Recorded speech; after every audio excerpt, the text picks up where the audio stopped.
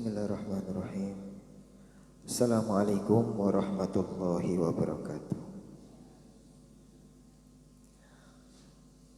Alhamdulillahirabbil alamin. Wa bihi nasta'in ala umurid dunya waddin. Allahumma salli wa sallim ala nabiyyina Muhammadin wa ala alihi wa ashabihi ajma'in.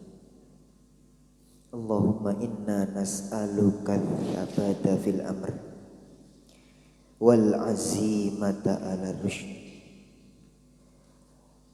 wa nas'aluka mujibati rahmatik wa azaima maghfiratik wa nas'aluka syukra ni'matik wa husna ibadatik wa nas'aluka quluban salima wa alsinatan sadiqah wa nas'aluka min khairi ma ta'lam wa na'udzu bika min syarri ma ta'lam wa nastaghfiruka lima ta'lam innaka anta alamul ghuyub. Allahumma amin. Jamaah yang dibarokai oleh Allah, kita malam hari ini melanjutkan kajian kita. Kita sampai pada at-targhib fi qiyamil lail.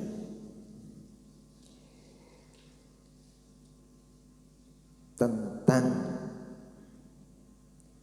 qiyamul lail ini kita sudah baca hadis yang pertama tentang bahwa qiyamul lail itu salah satu faidahnya adalah memutus ikatan setan yang terakhir, ikatan setan yang ketiga, karena setan mengikat salah saukot. Ketika kita tidur diikat 3 ikatan. Ikatan pertama, ikatan kedua, nah ikatan ketiga ini terlepas dengan kita sholat malam. Oleh sebab itu salah satu kesunatan sholat malam yang kita kerjakan setelah kita tidur itu adalah kita membuka sholat malam itu dengan 2 rakaat ringan. Salah satu fungsinya adalah untuk segera agar ikatan setan yang tinggal 1 itu terlepas. Kemudian setelah itu kita melaksanakan qiyamul lail dengan penuh iman dan semangat, tanpa ada rasa berat dan malas yang diakibatkan oleh ikatan setan itu. Nah, ini kira-kira kesimpulan kajian kita yang kemarin. Nah, kita melanjutkan hadis berikutnya tentang masih tentang qiyamul lail, yaitu hadis dari Abdullah bin Amr radhiyallahu anhu.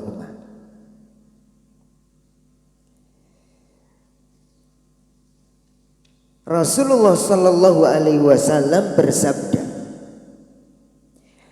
"Inna fil jannati ghurfatun atau ghurfatan.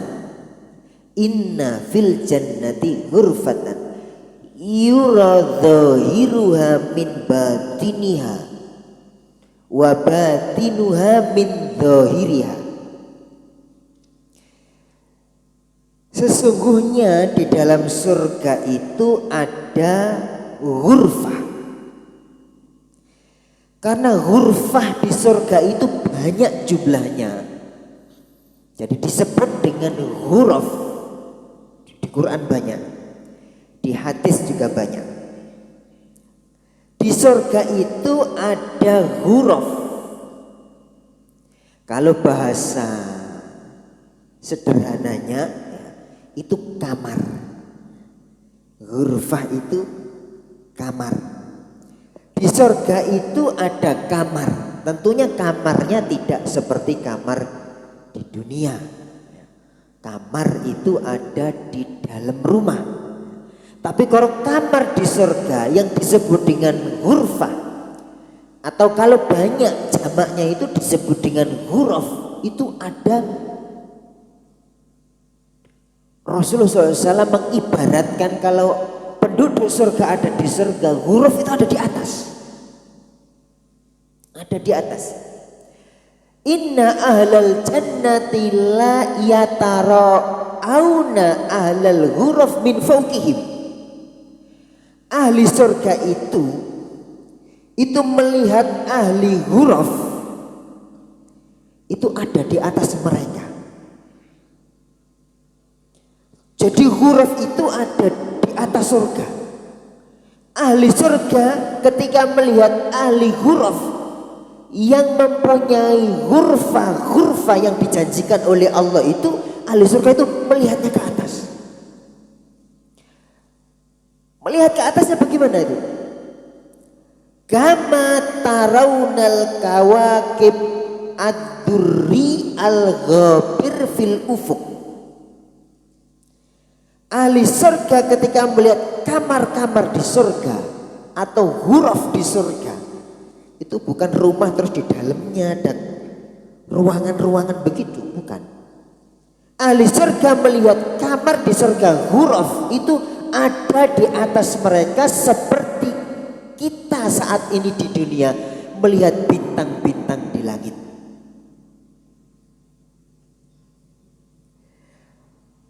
Qalu, para sahabat kemudian bertanya, kok seistimewa itu yang disebut dengan huruf itu? Ahli surga aja melihatnya masih ada jauh di atas sana seperti bintang-bintang. Qalu ya Rasulullah, tilka manazilul anbiya la yablughuha ghairuhum. Oh, sehebat itu ya Rasulullah.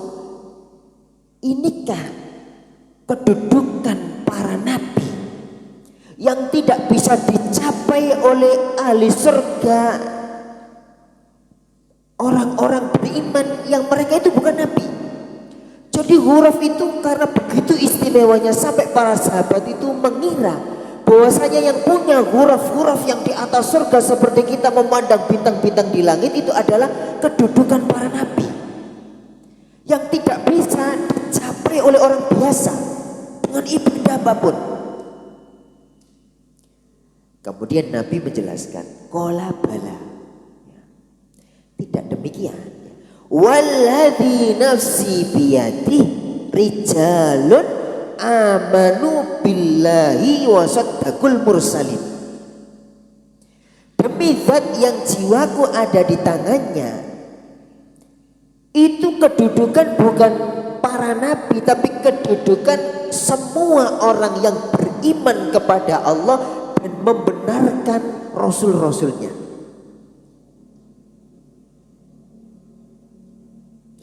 Orang yang beriman kepada Allah dan membenarkan rasul-rasulnya itu kan umum. Siapa saja bisa begitu.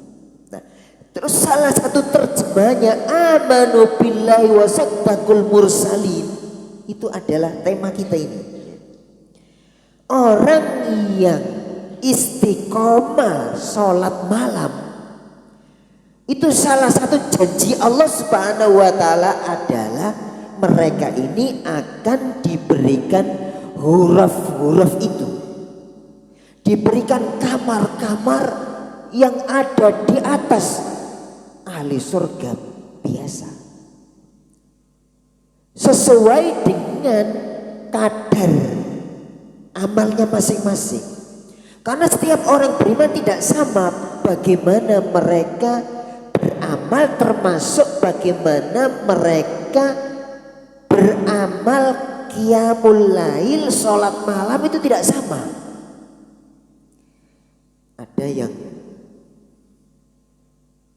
sholat malamnya itu ya biasa saja, ada yang berokaat-rokaat, ada yang sampai nangis-nangis. Nah begitulah Allah Subhanahu wa ta'ala memberikan contoh bagaimana para sahabat itu, mereka itu qiyamul lail.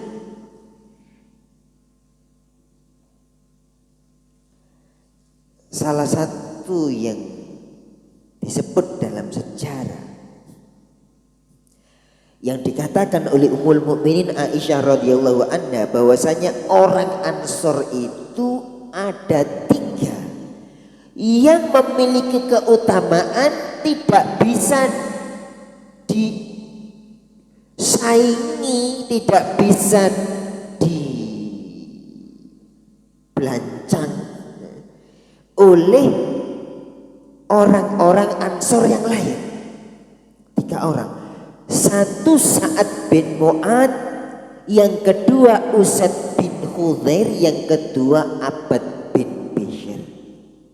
Nah, Abbad bin Bishr ini ya, salah satu sahabat Ansor terkemuka yang memiliki keistimewaan bagaimana beliau itu pengalamannya dengan sholat malam.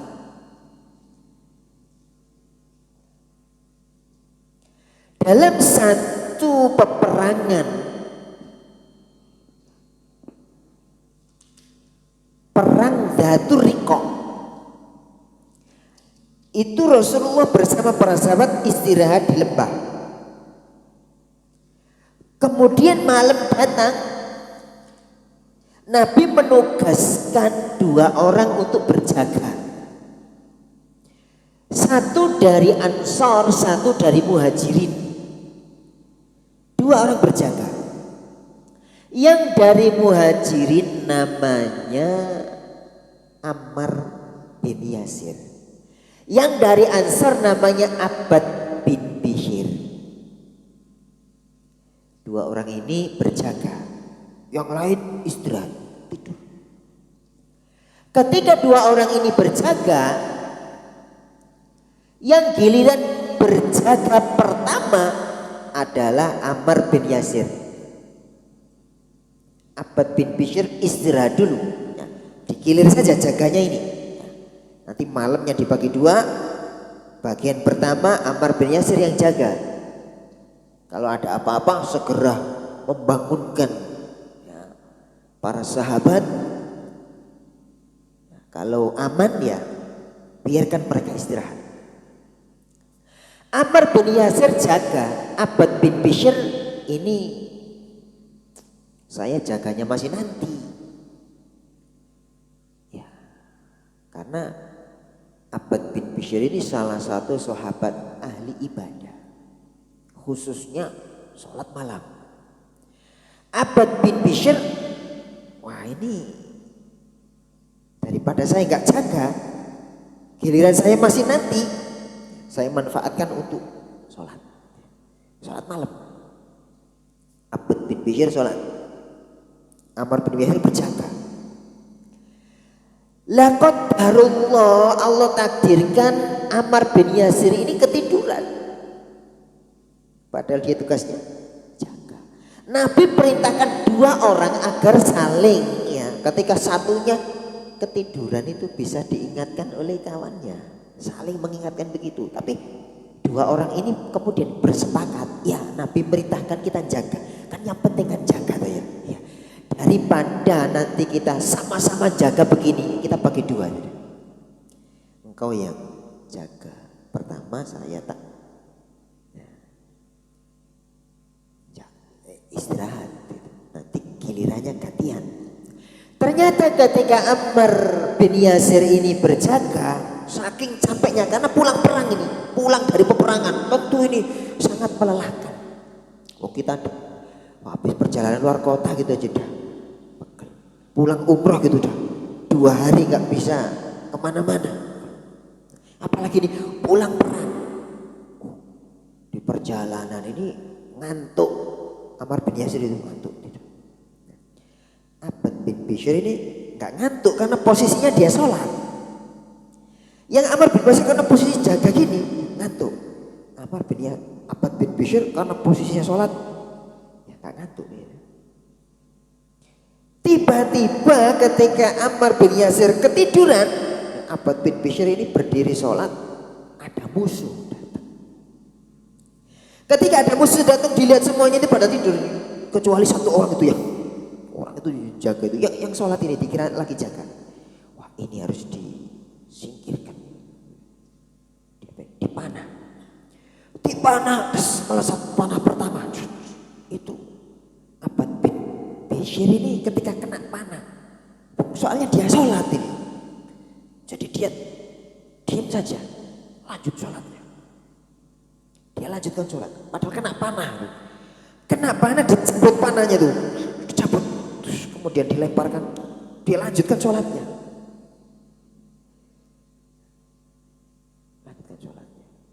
Dipikir kawannya ini berjaga, dia lanjut sholat.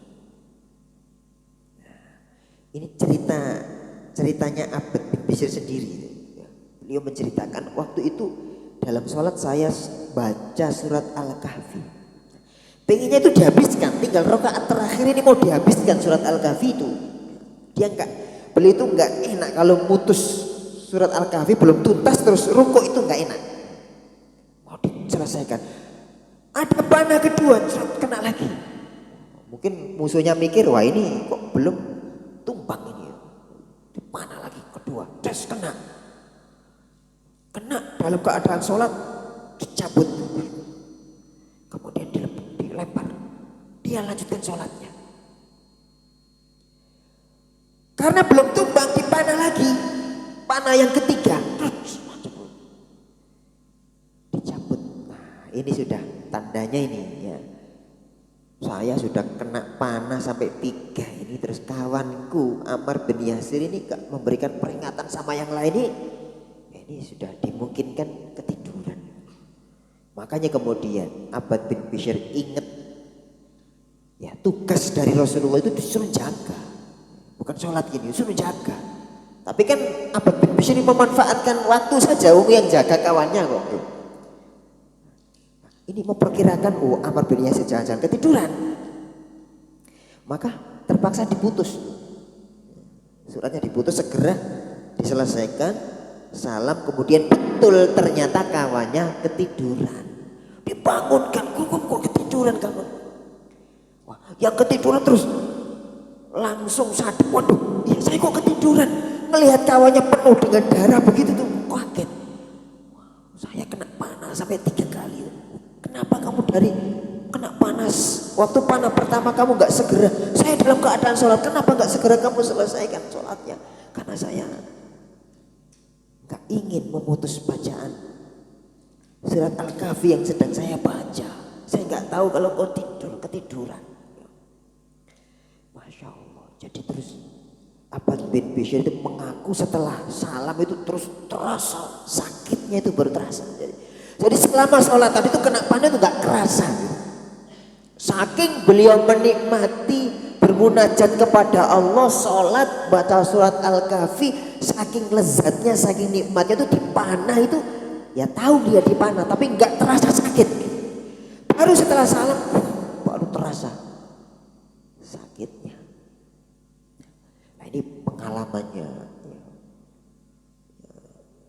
beberapa sahabat ya, salah satunya Abbad bin Bishr ini dalam sholat malam.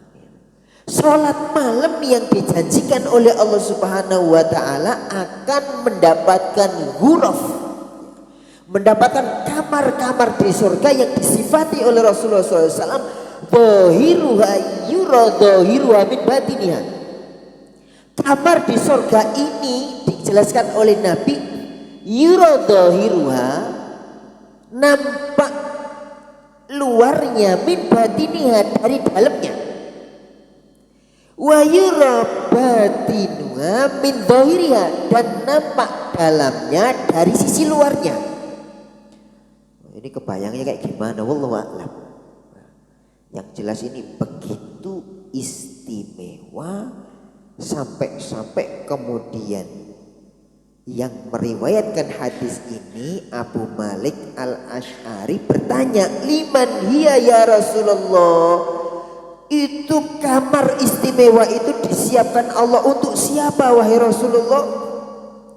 Qala liman atobal kalam, huruf itu disediakan oleh Allah, disiapkan oleh Allah untuk orang yang iman kepada Allah dan membenarkan Rasulnya. Kayak gitu tuh. Terus realisasinya seperti apa? Iman kepada Allah, membenarkan Rasul itu amalannya seperti apa? Kata Rasulullah, liman atau bal kalam. Yang pertama, ciri orang itu adalah bicaranya santun. Bicaranya itu enak, tidak menyakitkan, omongannya tidak kasar, tidak keras. Liman ya Rasulullah, liman atau bal kalam, yaitu untuk orang yang bicaranya itu santun.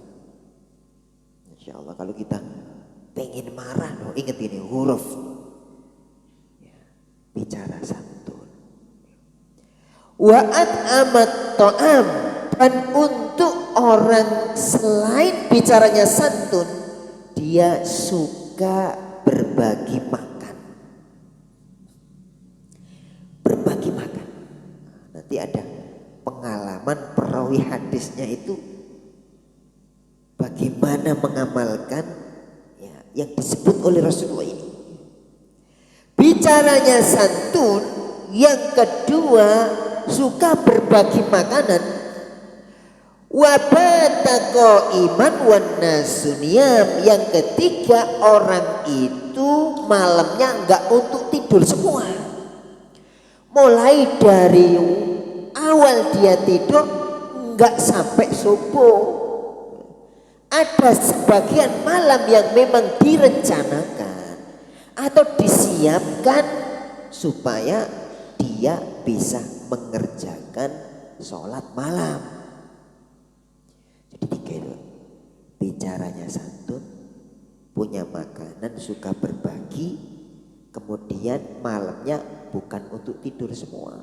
Ada sebagian malam meskipun hanya 1 rakaat untuk qiyamul lail, meskipun hanya sholat witir 1 rakaat. Nah itu kan yang disebut oleh sahabat mulia Ali bin Abi Thalib, i'mal lidaril baqa ridwanu khazinuha wal jaru ahmad warrahmanu nashiha kusuruha dhahabun wal misku tinatuha wa za'faranun hashishun nabitun fiha anharuha labanun musaffa wa min asalin wal khamru tajri rahiqan fi majariha wat tayru tajri 'alal aghsani akifatan tusabbihullah jahran fi maghaniha faman yashtarit dara fil firdausi ya'muruha birab'atin fi dhalamil laili yuhyiha. Itu syair Ali bin Abi Thalib kalau lagi Masya Allah rasanya dunia kok gini, problem banyak ya, ujian ya, sukses duniawi yang belum bisa diraih. Baca ini untuk menguatkan jiwa. Syair Ali bin Abi Thalib yang isinya itu tentang kenikmatan-kenikmatan surga, sehingga kita punya hiburan. Orang beriman punya hiburan. meskipun dunianya ya, penuh dengan namanya ya alam ya, atau dunia tempat ujian dan cobaan ya, kita melihatnya ke langit, ke atas langit ketujuh, di sana Allah menyiapkan surga sehingga kita bisa terhibur. Birok atin, kata Ali bin Abi Thalib itu birok atin, meskipun satu rakaat fi dhalamil laili yuhyiha, di dalam kegelapan malam yang selalu dia hidupkan setiap harinya. Kalau kita targetnya seperti ini, kadang-kadang kalau ketiduran subuh baru bangun, ya Allah ya, masa atau waktu bersama Allah, berdua dengan Allah di Qiyamul Lail itu lewat, itu rasanya ya, sedih gitu. Rasanya itu rugi gitu. Kalau mepet gitu buru-buru meskipun hanya satu rakaat, Allah akan siapkan huruf, Allah siapkan kamar di surga. Bicara kita santun, kalau punya makanan suka berbagi, malamnya ada waktu untuk kita Qiyamul Lail atau kita sholat malam. Jamaah yang dimuliakan oleh Allah, selengkapnya tentang huruf yang disiapkan oleh Allah Subhanahu wa taala ini disebutkan oleh Abu Hurairah dalam hadis yang beliau bawakan. Ya, ada satu tambahan, tadi kan cuma 3, atau balkala at'amat ta'am wabata bil laili wan nasu, niat 3 ya. Abu Hurairah lengkap, ada 4. Ada 4 yang dibawakan oleh Abu Hurairah di dalam hadis yang beliau riwayatkan dari Rasulullah Sallallahu Alaihi Wasallam. Abu Hurairah menceritakan, qultu ya Rasulullah inni idza ra'aitu katabat nafsi. Ya Rasulullah, sesungguhnya aku kalau melihat dirimu tenanglah jiwaku. Masya Allah, ya mau melihat Nabi. Aku ya Rasulullah kalau melihat dirimu tenang jiwaku. Wa qarrat aini, dan sejuk pandanganku. Ambini an kulli syai'in, kabarkan kepadaku tentang segala sesuatu. Ya Rasulullah, kalau aku melihatmu jiwaku tentram, jiwaku tenang, dan mataku sejuk memandang dirimu. Kabarkan kepadaku ya Rasul tentang segala sesuatu. Qala kullu syai'in khuliqa minal ma'. Rasul mengatakan, Abu Hurairah, segala sesuatu itu diciptakan oleh Allah dari air. Fakultu akhbirni bi syai'in idza amiltuhu dakhaltul jannah. Kemudian ya Rasulullah, katakan kepadaku tentang sesuatu itu yang apabila aku istiqomah kerjakan, aku masuk surga. Qala, Rasulullah mengatakan, imit ta'am. Ya, tadi hadis yang awal tadi itu Rasulullah umum ya, siapa yang begini gitu. Tapi ini khusus diwasiatkan kepada sahabat mulia Abu Hurairah, sehingga nanti membekas kepada jiwa Abu Hurairah, sehingga 4 wasiat ini selalu melekat dalam kehidupannya. Rasulullah, kabarkan kepadaku tentang sesuatu itu yang ketika aku kerjakan, aku masuk surga. Rasulullah mengatakan, imit ta'am. Abu Hurairah, kamu kalau punya makanan, berbagi makanan. Padahal dalam sejarahnya Abu Hurairah itu ketika Rasulullah masih hidup, itu salah satu dari sahabat yang gak punya rumah, gak punya keluarga, gak punya istri, ibunya ada, tinggal di emperan Masjid Nabawi yang hari-harinya itu kelaparan. Tapi Rasulullah mengatakan, imit ta'am. Abu Hurairah, Memang nantinya Abu Hurairah itu jadi gubernur. Ketika Rasul sudah wafat, jadi gubernur di Bahrain, jadi pejabat, jadi ahli hadis, ulama. Tapi di awal beliau belajar kepada Nabi itu, wah hidupnya itu susah. Beliau pernah cerita, aku pernah pingsan di dekat mimbar Nabi yang orang mengira aku lagi kesurupan. Kemudian dibaca-bacakan, aku ini bukan kesurupan, aku ini sudah beberapa hari gak makan, gak kuat, sampai geblak ten pinggire mimbari Nabi Sallallahu Alaihi Wasallam. Tapi Rasulullah memerintahkan kepada Abu Hurairah at-imit ta'am, sehingga pandangan kita terhadap amalan ini bukan nunggu kita punya uang banyak, nunggu kita iso bacaan geden-gedenan boten ya. Sebisanya ketika kita punya makanan, ada kawan kita berbagi ya. Punya apa bagi sedikit sama tetangga, punya apa bagi sama saudara kita. At-imit ta'am, Abu Hurairah kasih makan orang lain, berbagi makanan ya. Padahal Abu Hurairah itu tidak hanya pingsan, tapi juga ganjel perutnya dengan batu karena beberapa hari gak makan. Abu Hurairah menceritakan kisahnya sendiri. Aku karena saking laparnya minta gak mau minta Abu Hurairah, gak mau ya. Tapi dengan cara supaya diundang makan. Biasanya habis sholat di Masjid Nabawi bersama Nabi itu ada orang-orang Ansor yang punya kelebihan rezeki itu ngajak orang-orang yang gak punya rumah, yang tinggal di emperan masjid di Sufa, namanya ahlu Sufa, namanya Sufa. Orang-orang yang tinggal di Sufa yang tidak punya makanan, tidak punya pekerjaan, diajak, ayo ikut aku 2 orang. Kira-kira di rumahku cukup untuk ngasih makan 2 orang. Yang lain pada diajak. Abu Hurairah, loh kok aku gak ada yang ngajak ya.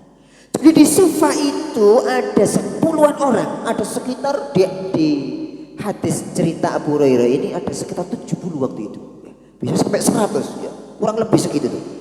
Ada 70 orang ahli Sufa yang masuk Islam kemudian hijrah ke Madinah, meninggalkan keluarganya, meninggalkan hartanya, gak duwe apa-apa, gak duwe penggawean, akhirnya turun do emperan di masjid mangane jaga noko sapa sing ngajak. Karena mereka ahli Sufa ini fokus untuk belajar pada Nabi. Yang lain orang Madinah, orang Muhajirin, orang Ansor. Orang Ansor kerja tani, orang Muhajirin dagang di Madinah itu.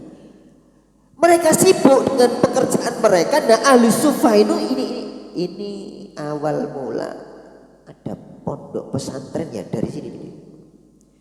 Mereka yang fokus belajar kepada Nabi, menghafalkan hadis-hadis Nabi, mereka ini nggak kerja. Nanti ada orang diajak makan ke rumahnya gitu. Orang-orang yang lain kawan-kawannya Abu Hurairah ada yang ngajak makan. Ya, saya nggak ada yang ngajak makan. Minta, anti minta. Orang beriman nggak minta-minta. Nah, kalau nggak minta nggak ada yang ngajak masalahnya. Gimana caranya? Abu Hurairah terus punya ide. Caranya adalah dengan bertanya kepada sahabat-sahabat yang kira-kira mau mengajaknya makan. Wahai Abu Bakar, ketua Abu Bakar, kenapa? Ini ada ayat di dalam Al-Quran yang begini itu gimana itu tafsirannya? Bagaimana penjelasannya? Kemudian Abu Bakar menjelaskan, oh itu begini. Padahal maksud Abu Hurairah bukan itu, ya itu hanya mukadimah saja. Gitu. Maksudnya, ya begini Abu Hurairah, terus gimana? Kamu sudah makan? Ayo kita ke rumahku makan. Maksudnya gitu. Tapi ternyata enggak. Abu Bakar nerangkan. Habis itu sudah. Abu Bakar pulang. Abu Hurairah enggak diajak makan. Ada Umar lewat. Wahai Umar, kenapa Abu Hurairah? Di dalam Al-Quran itu ada ayat begini itu. Bagaimana tafsirannya yang kau dengar dari Nabi? Oh itu begini. Sudah. Ya sudah kalau gitu. Waduh. Gak ada yang gak ngerti maksudnya Abu Hurairah. Kemudian ada orang biasa, sahabat biasa. Menurutmu begini bagaimana? Abu Hurairah mengatakan, aku bertanya itu padahal aku lebih tahu daripada dia ini. Ya, bukan Abu Bakar Umar yang lain. Tapi kalau Abu Bakar Umar ini lebih tinggi ilmunya. Aku nanya pada orang yang aku lebih tahu tentang apa yang aku tanyakan itu, karena maksudku bukan jawaban dari pertanyaanku, tapi biar diajak makan di rumahnya. Ternyata enggak. Kemudian ada Nabi, ya Rasulullah, kata Abu Hurairah, begini dan begini itu bagaimana maksudnya? Abu Hurairah, kamu ikut aku. Sehingga Abu Hurairah punya kesan, ternyata dari sekian sahabat itu yang mengerti diriku, ya Rasulullah ini satu-satunya. Diajak pulang sama Rasulullah, ayo ikut aku wahai Abu Hurairah, ikut. Nyampe di rumahnya, di rumah Nabi itu ada susu, ya satu wadah susu. Oh, Abu Hurairah sudah senang. Ada susu. Abu Hurairah sudah senang. Wah ini hari ini bakal nggak pingsan hari ini, ya. Nggak ganjel batu. Ini ada Nabi ada. Ternyata Nabi bilang gini sama Abu Hurairah, Abu Hurairah ini ada susu. Ini susu dari mana? Ya, kata istri Rasulullah, itu adalah hadiah dari orang yang memberikan hadiah kepada engkau. Abu Hurairah kemudian menceritakan, kalau Nabi itu dikasih hadiah, kalau Nabi dikasih sedekah itu diberikan semuanya kepada ahlu suffah. Rasulullah nggak ngambil karena diharamkan bagi Nabi ngambil sedekah. Tapi kalau hadiah itu Nabi memberikan kepada ahlu suffah, tapi Nabi juga ngambil bagian ikut bersama para sahabat. Ini hadiah, ini berarti ini kira-kira nanti Rasulullah minum berdua denganku. Karena ini hadiah mesti dibagi kepada saya dan Rasulullah sendiri juga akan menikmati itu. Nah, sudah senang Abu Hurairah. Ternyata Rasulullah bilang gini kepada Abu Hurairah, Abu Hurairah, panggil semua ahlu suffah ke sini. Waduh, Abu Hurairah, waduh, susu cuma segitu. Saya ini sudah kelaparan, berharap ini sudah seneng ya, berharap minum sama Nabi. Ini Nabi nyuruh manggil semua ahli sunnah. Nah, ahli sunnah itu ada 70 lebih orang. 70 lebih orang minum susu yang cuma segitu itu. Wah, alamat ini kelaparan lagi. Kondisi Abu Hurairah seperti ini, Nabi lo memerintahkan at'imit ta'am. Abu Hurairah kasih makan. Karena ini bukan umum, at'imut ta'am, atibul kalam, itu umum pada semua orang siapa saja. Tapi ini khusus pada Abu Hurairah. Secara langsung Abu Hurairah berbagi makanan. Padahal kondisinya Abu Hurairah sendiri tidak punya makanan. Panggil Abu Hurairah itu yang temanmu di Sufa. Ya, ceritanya Abu Hurairah sendiri.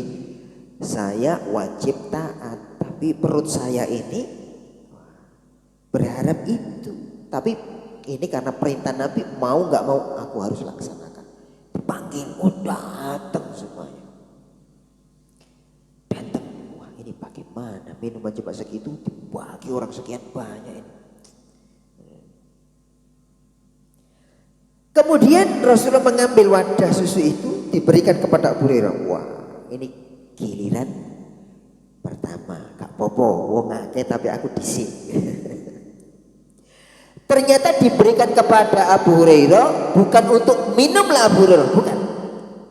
Tapi di pendidikan Nabi nanti kalau Abu Hurairah jadi gubernur, jadi pejabat itu biar dia tahu apa yang harus dia lakukan terhadap rakyatnya. Abu Hurairah bawa ini, kemudian beri minum satu-satu. Sakil kaum akhiruhum. Abu Hurairah yang memberi minum itu yang terakhir minum. Perasaan mau kawitan, tapi Nabi bilang sakil kaum akhiruhum.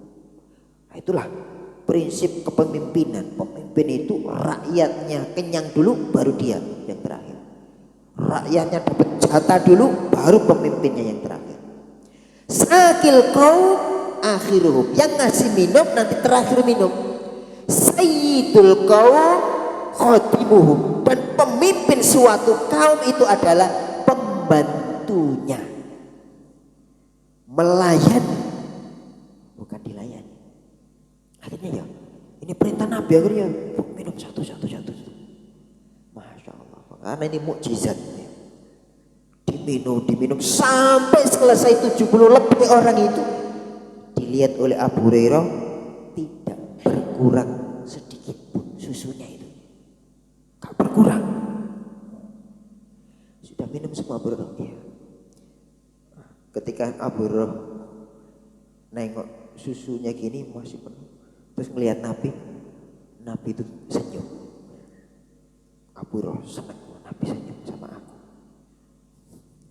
Karena Abu Hurairah itu memastikan jangan-jangan habis gitu. Tapi ternyata tidak berkurang sedikit. Abu Hurairah, sekarang giliran. Semuanya sudah kenyang, sekarang giliran. Mau diminum Abu Hurairah. Sudah ya Rasulullah, lagi diminum. Sudah ya Rasulullah, lagi minum lagi, diminum lagi. Sampai Abu Hurairah mengaku, sampai perut saya ini gak muat lagi untuk minum susu itu. Abu Hurairah yang serba kekurangan seperti itu, Nabi Shallallahu Alaihi Wasallam memerintahkan at-imit. Jadi kalau kita berbagi apa itu, ini bagian dari perintah Nabi, dapat huruf di surga, at-imit ta'am, beri makan pada orang, berbagi makanan, wa afsis salam, dan tebarkan salam. Ini juga Abu Hurairah juga punya pengalaman yang tentang salam ini ya, karena ini wasiat kepada beliau. Wa afsis salam, dan tebarkan salam wahai Abu Hurairah. Sehingga banyak hadis-hadis yang diriwayatkan oleh Abu Hurairah tentang salam. Ya. Yusallim ar-raqib alal mashi. Yaitu riwayatnya Abu Hurairah.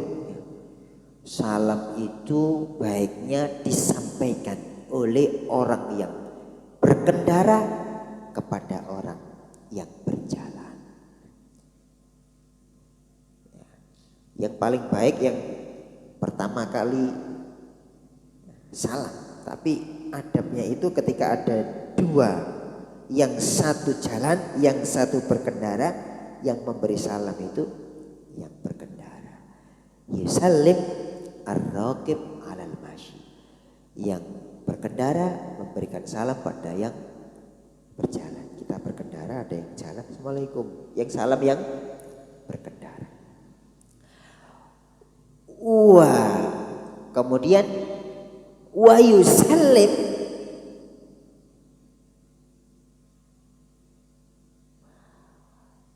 al-mashi alal qaid, dan yang jalan itu yang harusnya memulai salam kepada yang duduk. Jadi kalau ada jalan, ada yang duduk, itu siapa yang harusnya salam, memberikan salam gitu? Itu yang jalan. Yang berkendara memberikan salam pada yang jalan memberikan salam pada yang duduk. Wa yusallim al-qalil alal kasir, dan ada sekumpulan orang, sekumpulan sedikit sama sekumpulan banyak, yang memberi salam itu yang kumpulan sedikit. Misalnya satu orang dengan di sini 5 orang, yang ngasih salam siapa? Yang 1 orang. Di sini 5 orang, di sini misalnya 50 orang, yang ngasih salam yang 5 orang. Wa yusallim as-saghir alal kabir. Dan ketika ada yang muda dan lebih tua yang memberikan salam yang lebih muda, yang kecil ke yang besar. Tapi dalam rangka pendidikan, kalau kita terapkan seperti ini kan terapan di lapangan ya. Tapi kalau dalam rangka pendidikan, nah itu yang lebih tua, yang lebih mengerti itu yang membiasakan salam, memulai salam. Nanti prakteknya kalau sudah biasa, itu nanti yang kecil memberikan salam kepada yang besar. Sampai-sampai saking fanatiknya Abu Hurairah terhadap salam yang merupakan wasiat Nabi Shallallahu Alaihi Wasallam itu, sampai beliau itu punya pengalaman yang sangat-sangat fundamental terhadap salam. Nah, ini sudah isya ya. Insya Allah kita lanjutkan di kajian yang akan datang. Subhanakallah bihamdika asyhadu an la ilaha illa anta astaghfiruka wa atubu ilaik. Assalamualaikum warahmatullahi wabarakatuh.